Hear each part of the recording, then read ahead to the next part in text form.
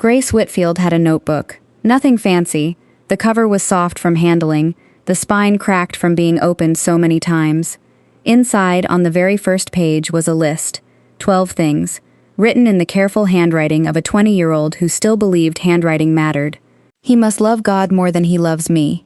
He must be a man of prayer. He must not be ashamed of his faith in front of others. Grace was 25 now. The list hadn't changed. She had. If you knew Grace, you'd never call her bitter. She was the nurse who stayed 20 minutes past her shift to sit with a scared patient. The one who led worship at youth group every other Sunday, who brought her famous banana pudding to every potluck without being asked. People loved being around Grace. But most nights, after her shift ended and her apartment went quiet, she'd take that notebook out of her nightstand drawer and just look at it. 3 friends from her Bible study had gotten married in the last 2 years. All younger than her, all engaged before 24. Grace was happy for them. She was also tired.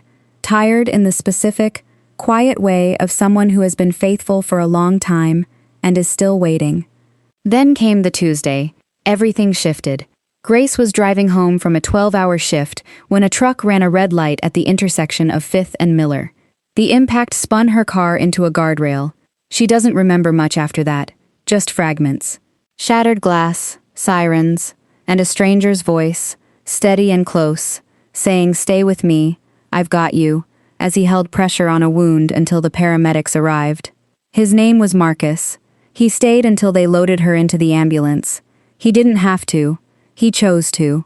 She didn't know yet that saving her life was only the beginning of the hardest decision she'd ever face. Before we go further into Grace's story, let us know in the comments where you're watching from. We'd love to hear from you. And don't forget to hit that subscribe button so you never miss what happens next.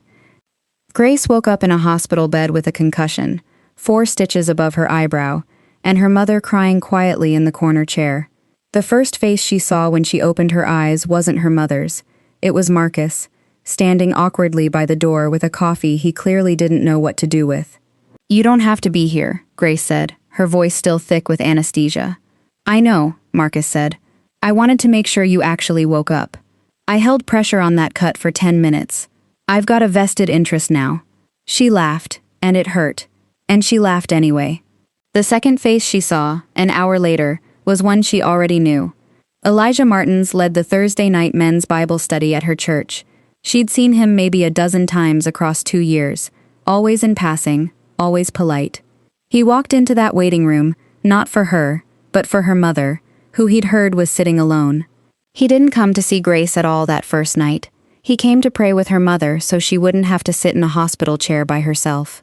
"I didn't know you two knew each other," Grace's mother told her the next morning. "He stayed almost 2 hours, brought me a sandwich because I hadn't eaten. Prayed with me before he left. Didn't even go back to see you." By week 2, Marcus was visiting every few days, bringing her favorite smoothie, sitting with her through physical therapy, asking about the accident like he needed to understand it as much as she did. "I keep replaying it," he admitted once. "I need to know you're actually okay. Not hospital okay. Okay. By week 3, Elijah had started a quieter pattern. He'd text a scripture some mornings. No explanation, no expectation of a reply. He brought a meal to her apartment once, dropped it at the door, and left before she could invite him in. When she asked him why, he just said, "I wasn't trying to be seen doing it." By the second month, Grace noticed something she hadn't let herself notice before. With Marcus, she felt safe, chosen, wanted. A feeling she could describe in detail to anyone who asked. With Elijah, she felt something harder to explain, something that didn't announce itself the same way. He never made her laugh as easily. He'd never held her while she bled. But every single thing on that list in her nightstand drawer, she started realizing, one Thursday night after Bible study, sounded exactly like him. Grace closed her notebook that night without writing anything new in it. She didn't need to. She was starting to realize she wasn't choosing between 2 men. She was choosing between a feeling and a foundation, and she didn't yet know which one she was brave enough to pick. Grace pulled the notebook out of her nightstand drawer for the first time in weeks, and actually read it. Really read it, instead of just holding it. 12 things. She went down the list with a pen this time, honestly, checking each one against the 2 men in her life. He must love God more than he loves me. Elijah, without question. With Marcus, she genuinely didn't know. They'd never once talked about it directly. He must be a man of prayer. She'd watched Elijah pray with her mother in a waiting room for 2 hours.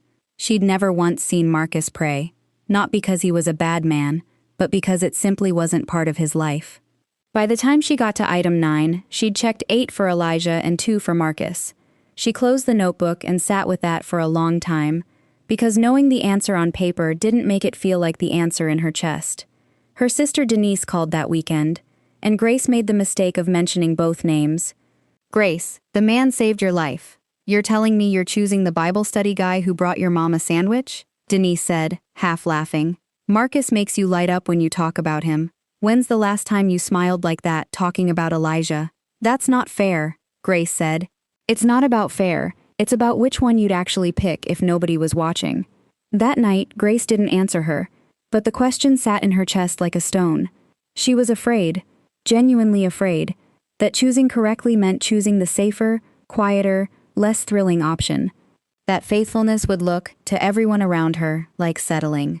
She got on her knees that night for the first time in longer than she wanted to admit, and she prayed the way she used to when she was 17. No polished words, no performance.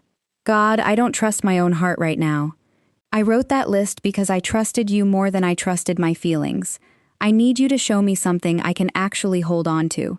Not a feeling, not butterflies, something real."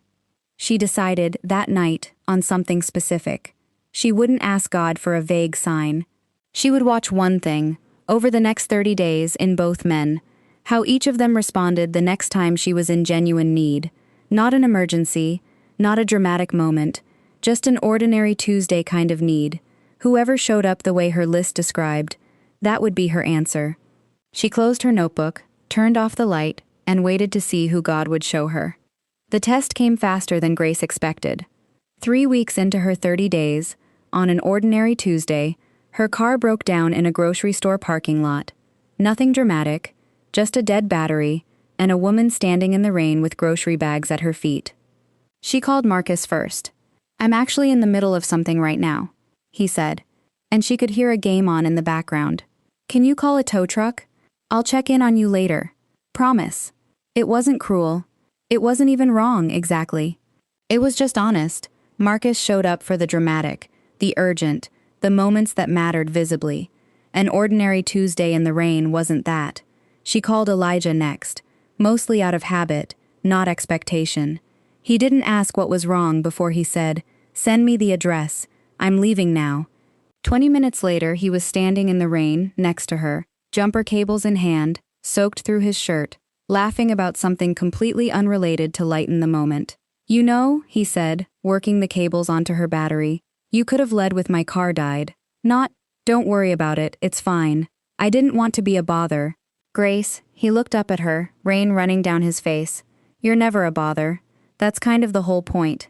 She stood there in a grocery store parking lot, soaked and unglamorous, and felt something settle in her chest that the accident and the hospital, and every dramatic moment with Marcus, had never quite given her.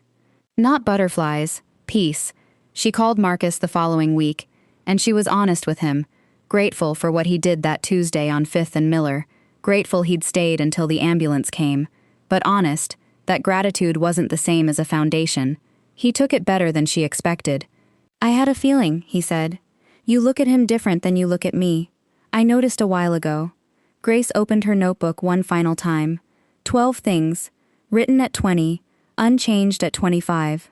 She didn't need to check the boxes anymore. She already knew. If you're waiting on something right now, a decision, an answer, a choice that scares you, I want you to remember Grace's story. Proverbs 3 tells us not to lean on our own understanding, but to trust God with all our heart. Feelings are real, but they were never meant to lead. Sometimes the answer God gives isn't the exciting one. It's the faithful one, and faithful in the end is what lasts.